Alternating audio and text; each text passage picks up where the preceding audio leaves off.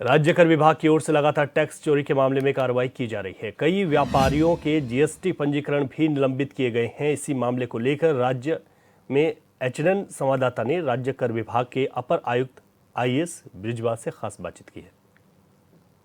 राज्य कर विभाग लगातार टैक्स चोरी के मामले में कार्रवाई कर रहा है और ऐसे में किस तरह की कार्रवाई अब एक सप्ताह के अंदर विशेष अभियान के तहत हुई है, उसी को बातचीत करने के लिए हमारे साथ मौजूद हैं राज्य कर विभाग के अपर आयुक्त आईएएस बृजवाल जी। उनसे बातचीत करते हैं। सर, बहुत बहुत स्वागत है आपके चैनल पर।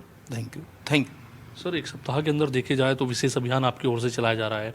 किस तरह का ये अभियान है और इसमें किस तरह की कार्रवाई जो है देखने को मिली है टैक्स चोरी के मामले में? इस अभियान में विशेषकर हमने जो बकाया अमाउंट जो धनराशि है विशेषकर जीएसटी की, तो उसकी वसूली के संबंध में हमने इस पर कार्रवाई की गई है।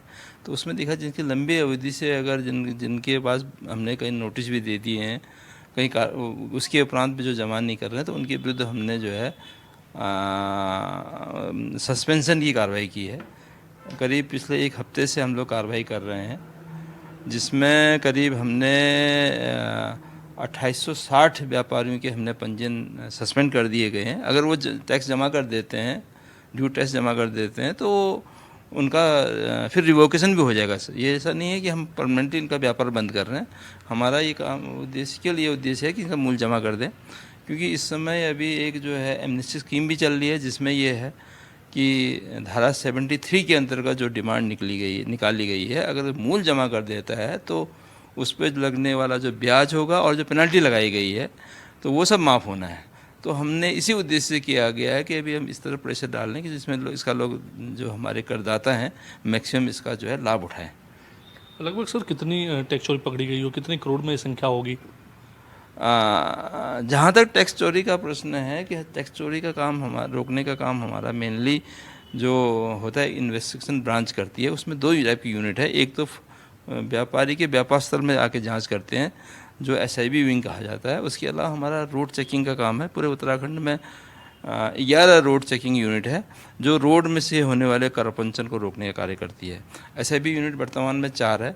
हालांकि अब नए आने वाले दिनों में शायद दो और हमारे एसआईबी यूनिट खुल जाएगी, तो इनके द्वारा कार्रवाई की जा रही है।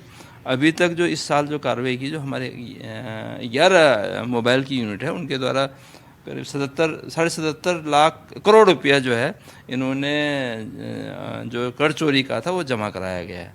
इसी तरह जो एसआईबी यूनिट 4 यूनिट के द्वारा हमारा करीब 84 करोड़ रुपया अभी तक इन्हें जमा कराया गया इस वित्तीय वर्ष में। तो ये काम कंटिन्यू चलता रहता है कर चोरी का। और जहाँ तक ये वाला काम हुआ है कि जो डिमांड निकलने के बाद उसके बाद उनके पास व्यापारियों के पास एक ऑप्शन भी होता है कि वो अपील में चला जाए। उसके लिए ये होता है अपील में जो फर्स्ट अपील अथॉरिटी हमारा अभी आज के दिन में ज्वाइंट कमिश्नर है, हमारे अपने ही विभागीय होता है। तो उसमें जो है अगर वो 10% मूल जो डिमांड निकली है उसका 10% जमा कर दे तो ऑटोमेटिकली स्टे हो जाता है।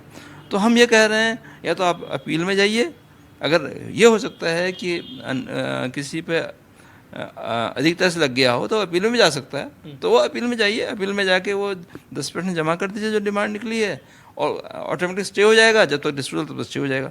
तो हमारा ये नहीं कहना है कि आप पूरा जमा कर दें। अगर या तो आप हमारे यहाँ से जो ड्यू है वो जमा कर दें, और जमा करने के बाद एमनेस्टी का लाभ ले लें। अगर वो उससे सहमत हैं, जो हमारा करारोपण हुआ है उससे सहमत है, तो वो उस तरह उसका लाभ भी ले सकते हैं। और अगर लगता है अगर वो हमारे ऑर्डर से जो हमारे अधिकारियों ने जो स्क्रूटनी किया है उस पर जो डिमांड निकाली गई उससे असहमत हैं, तो वो अपील जा सकता है, 10% जमा कर ले और अपील का लाभ ले लें। सर, कई बार अनुमान देखा जाता है कि कुछ व्यापारी जो हैं फर्जी फर्म की आड़ में जो है माल की डिस्ट्रीब्यूशन करने लगते हैं, उनकी सप्लाई करने लगते हैं। इसके लिए क्या जो एसआईबी टीम है वो किस तरह से इनकी धरपकड़ कर रही है?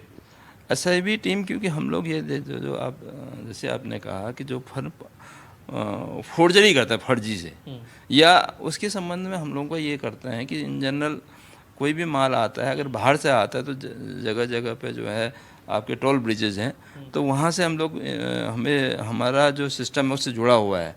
तो हम ये ले लेते हैं कि वो अगर बाय द वे कोई माल दिल्ली से आ रहा है तो दिल्ली से रास्ते में जितने भी टोल ब्रिज आएंगे, क्या वास्तव में आया है नहीं आया है। अक्सर में ये जो हमारा जीएसटी में एक ये है कि एक ये व्यवस्था है कि जो अगर जिसने खरीद पे टैक्स दे दिया है तो उसको सेल पे उसका सेट ऑफ मिलता है।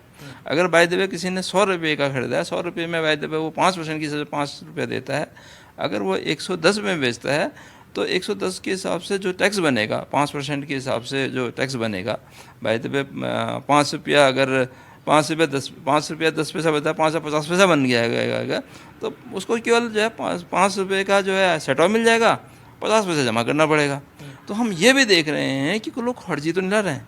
तो इन जनरल जो बड़ी बड़ी जांच हो रही है उसमें जो है यही मैक्सिमम यही देखने में आ रहा है, एक्चुअल में माल नहीं आ रहा है, यहाँ फर्जी आईटीसी ले रहे हैं।